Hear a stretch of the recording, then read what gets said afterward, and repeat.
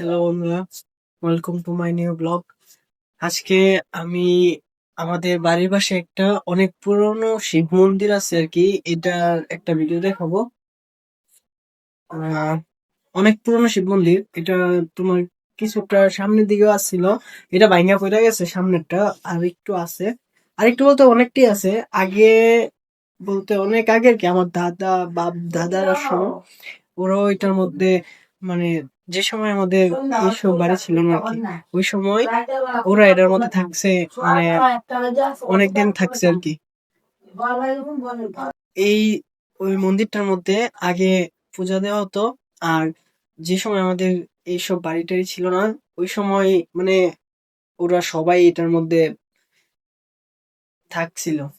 আচ্ছা যাক, আমি তোমাদের মন্দিরটা ঘুরিয়ে দেখাই, মানে মন্দিরটা দেখি আর কি। আজকে সন্ধ্যা হয়ে গেছে, তাও দেখাবো তুমি, চলো যাও যাও। এই যে এটা হইতাছে মন্দিরের সামনের দিক।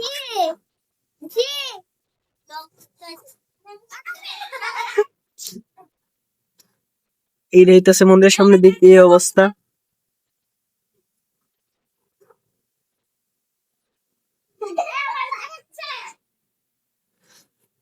এটার মধ্যে এই যে আর্ট দেখছেন, এখন এগুলা কেউ করতে পারবে না। এই যে আরো আর্ট আছে,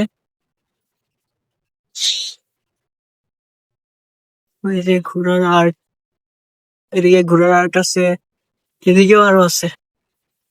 এদিকে সব পড়ে গেছে, ভাঙ্গা হয়ে গেছে, দেখেন কি সুন্দর। এটা দেখছেন, অনেক সুন্দর। এই যে সিঁড়ি এগুলা, ভিতরে যাওয়ার জায়গা আছে অবশ্য, কিন্তু ভিতরে রিক্স আছে একটু, সাপ টাপ থাকলে সমস্যা।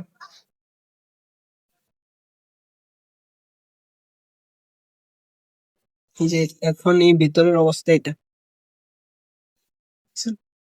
বট গাছের শিকড় টিকড়, এই যে এদিক দিয়া আগে আসার জায়গা ছিল, এখন নাই। আগে ভিতরে পুজো হইতো, শিব পূজা, এখন নাই এটা। তোমাদের সবাইকে পিছনের সেটটা দেখাই, যাইয়া এই যে সব ভাঙ্গা অবস্থা। এই যে আর্ট দেখছেন, আর্ট কিন্তু অনেক সুন্দর, যা এখন আর কেউ পারবে না এগুলা দিতে। আর এটা কিন্তু এই যে ছাদটা রড সিমেন্ট দিয়ে দেওয়া না, শুধু চুনা পাথর এইসব দিয়ে টিকিয়ে রাখছে। এই যে রাস্তাটা তোমরা সবাই দেখছো, রাস্তা আর রাস্তার পিছন সাইড এটা।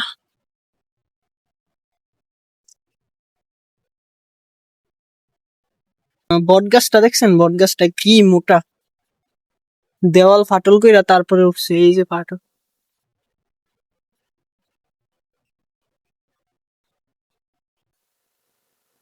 বট গাছের অবস্থা,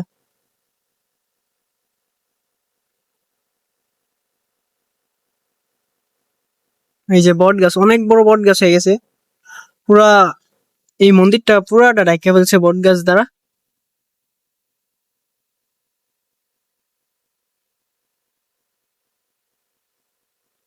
এখন আমাদের বাড়ির দিকটা দেখাই, আমাদের বাড়ির সাইডে এটা, এই যে বট গাছ দিয়া পুরা ঢাকা ফেলছে।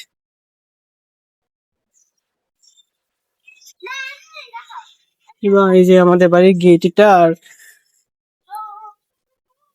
এই যে পুরো বাড়ির বট গাছ দ্বারা সবটা ঢেকে ফেলছে বট গাছের এই শিকড় দিয়া। আর এইদিকে একটা সাপও থাকতো শুনছিলাম। পুরা এই মন্দিরটা অনেক পুরনো, অনেক আগে, কেউ জানে না কখন এটা নির্মাণ করা হয়েছে। ওই যে বাচ্চারাও খেলাধুলা করতেছে বেশি।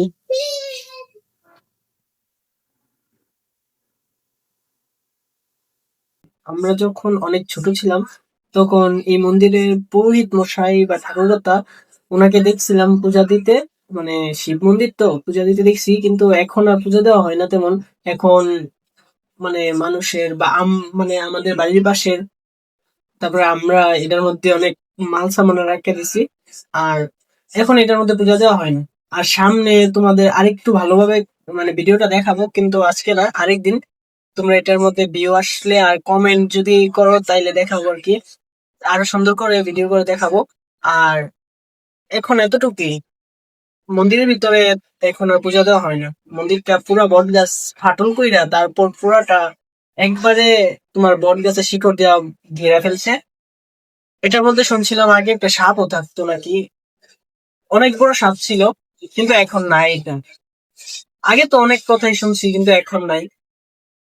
আচ্ছা যাক, ভিডিওটা ভালো লাগলে লাইক কমেন্ট শেয়ার করবা আর আমার চ্যানেলটা সাবস্ক্রাইব করে দিবা। টাটা, দেখা হচ্ছে নেক্সট ভিডিওতে।